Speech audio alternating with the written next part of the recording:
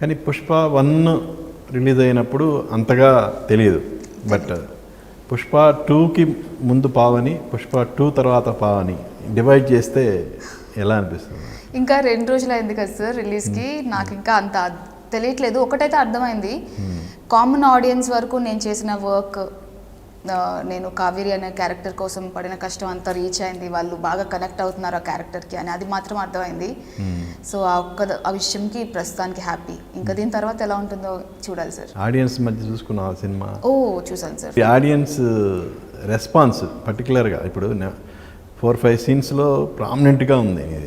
So ఎక్కడ బాగా connect అవుతున్నారు అంటే సార్, నా క్యారెక్టర్ ఫస్ట్ హాఫ్లో ఇంట్రడ్యూస్ అయినా కూడా సెకండ్ హాఫ్కి వచ్చేసరికి నా క్యారెక్టర్ ఇంపార్టెన్స్ పెరగడం వల్ల స్టోరీలో, అండ్ అది ఫ్యామిలీ ఎమోషన్స్, జనరల్గా అందరూ కనెక్ట్ అయ్యే ఎమోషన్స్ స్పేస్లో పడటం చాలామంది కనెక్ట్ అవుతున్నారు. నేను ఫస్టే సింగిల్ స్క్రీన్లో చూశాను, తర్వాత మల్టీప్లెక్స్లో చూశాను.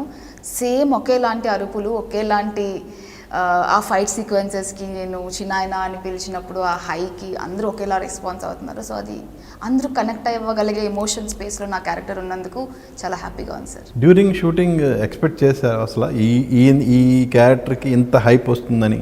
అంటే నా క్యారెక్టర్ ఇలా ఉంటుంది, ఈ సీక్వెన్సెస్ ఉన్నాయి అని చెప్పి నాకు 2020లోనే తెలుసు సార్.